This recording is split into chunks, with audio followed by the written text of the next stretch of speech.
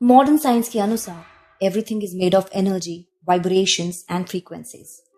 इन तीनों को समझने के लिए 7 लॉज की बात कही गई है, जिसमें से 7th लॉ है लॉ ऑफ पोलैरिटी। इसके अनुसार यूनिवर्स की क्रिएशन में 2 तरह की एनर्जीज इन्वॉल्व थी।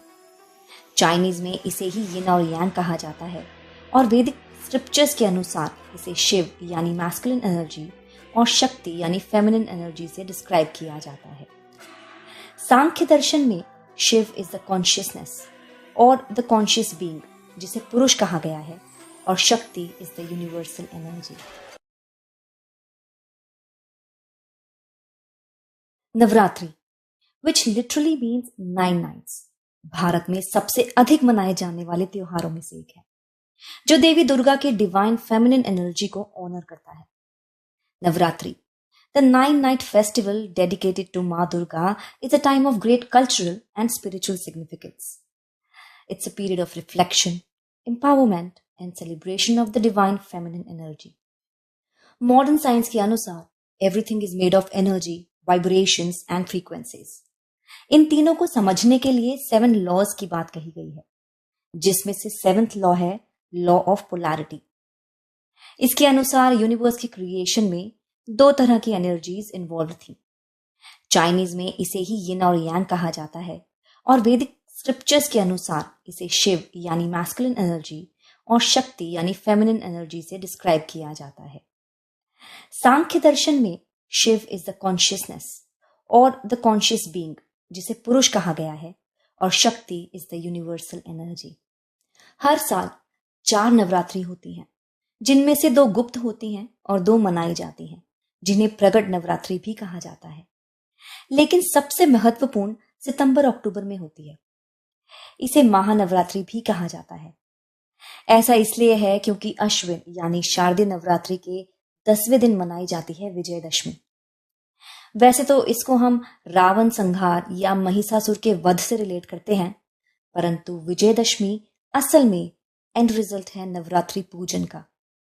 यानी नवरात्रि में अगर कोई व्यक्ति अपनी उन क्वालिटीज को जागृत करे जो मां शक्ति के विभिन्न रूपों में है, तब दशमी पर स्टार्स की पोजीशनिंग ऐसी होती है कि वह व्यक्ति उन क्वालिटीज को रियलाइज कर सकता है, विजय प्राप्त कर सकता है। नवरात्रि एक ऐसा समय है जब spiritual seekers dig deep with in themselves. Way self analysis करते हैं, मेंटली अपने आप को काम करते हैं, अपने अंदर वो क्वालिटीज लाने की चेष्टा करते हैं जो माँ के स्वरूपों से डिस्क्राइब की जाती है, so that they can attain more knowledge. चलिए माँ के इन 9 स्वरूपों के बारे में जानते हैं। माता का पहला रूप है शैलपुत्री, गॉडेस ऑफ पोटेंशियल। देवी माँ का पहला रूप क्षमता और नई शुरुआत का अवतार है।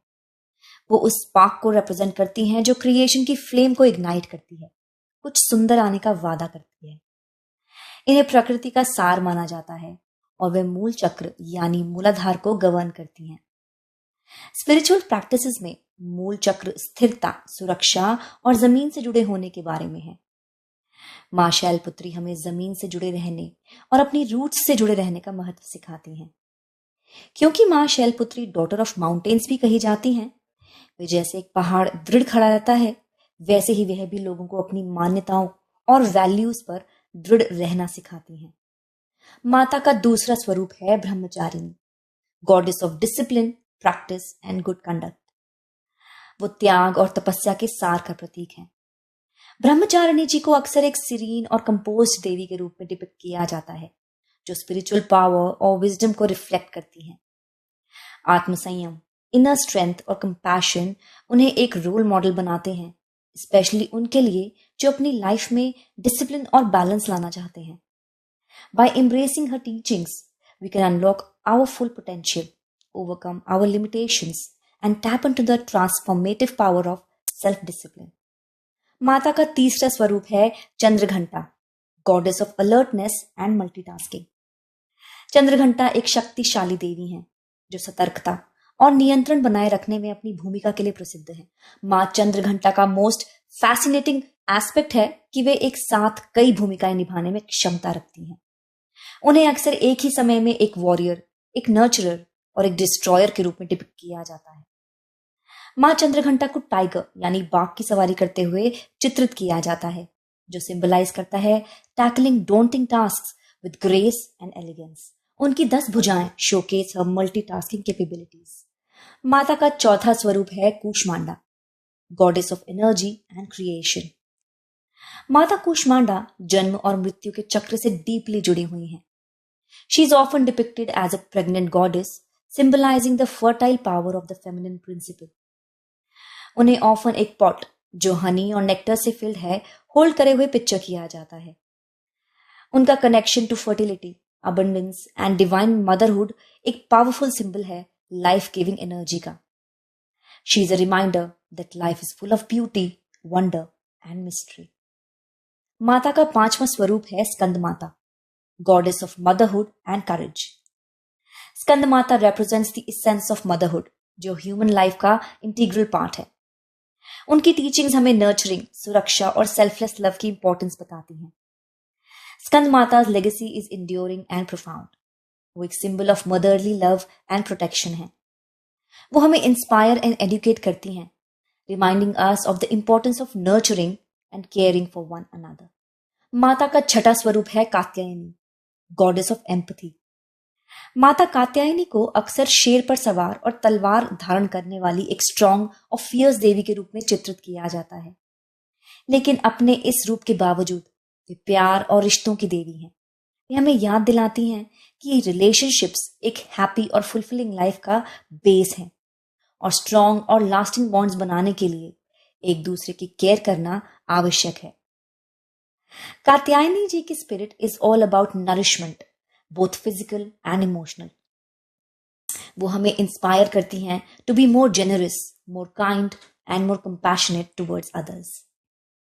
माता का सातवां स्वरूप है Kalratri, most fierce form of मां। माता कालरात्रि का सिंबलिज्म मल्टीफेसेटेड और फैसिनेटिंग है। उन्हें अक्सर 4 भुजाओं, गधे की सवारी और स्कल्स की माला पहने हुए चित्रित किया जाता है। उनका गहरा रंग अज्ञानता और नेगेटिविटी के विनाश का प्रतीक है, जबकि उनकी 4 भुजाएं 4 दिशाओं को गवर्न करती हैं, जो ब्रह्मांड के सभी कोनों तक पहुंचने और उनकी रक्षा करने की उनकी क्षमता को दर्शाती है। उनकी सवारी गधा अज्ञानता के अंधकार को दर्शाता है, जिसे वे पार कर चुकी हैं। दूसरी ओर उनकी खोपड़ियों की माला बुराई के विनाश और जन्म और मृत्यु के चक्र का प्रतीक है। माता का 8वां स्वरूप है Mahagauri, goddess of purity and spiritual awakening. Mahagauri हमें importance of cleansing our minds and souls of worldly impurity सिखाती हैं। उनकी ability to transform and radiate purity उनके भक्तों को इंट्रोस्पेक्शन और ग्रोथ के लिए प्रेरित करती है। वो हमें रिमाइंड कराती हैं कि अपनी हायर सेल्फ से कनेक्ट करने के लिए हमें अपने थॉट्स, इमोशंस और एक्शंस को प्यूरिफाई करना कितना महत्वपूर्ण है। महागौरी हमें सेल्फ डिस्कवरी और स्पिरिचुअल अवेकनिंग के पाथ पर चलने को इंस्पायर करती हैं। माता का 9वां स्वरूप है Siddhidatri, goddess of wealth and wisdom. मां सिद्धिदात्री के नाम का अर्थ है गिवर ऑफ सक्सेस। सिद्धिदात्री हमें सिखाती हैं कि सच्चा धन करुणा, सेल्फ अवेयरनेस और ज्ञान जैसे गुणों को विकसित करने में निहित है। वे हमें सिखाती हैं कि सच्ची समृद्धि इस बारे में नहीं है कि हम क्या अक्यूमुलेट करते हैं, but about what we let go of. ये हमारे अहंकार, हमारे डर और हमारी असुरक्षाओं को दूर करने के बारे में है। ये हमारे ट्रू नेचर को अपनाने और हमारे वैल्यूज के अनुरूप जीने के बारे में है। सच्चा धन पैसे या संपत्ति के बारे में नहीं है, बल्कि एक ऐसा जीवन जीने के बारे में है जो ऑथेंटिक, मीनिंगफुल और फुलफिलिंग हो। As we conclude this journey into the world of Navratri, I hope you have learned something new and exciting about this incredible festival. Navratri is a celebration that brings people together, fostering unity and joy across different regions and communities. It's a celebration of the bravery and courage of Ma Durga. It's a celebration of motherhood. So what's your favorite Navratri memory or tradition? Do share it with me in the comments below.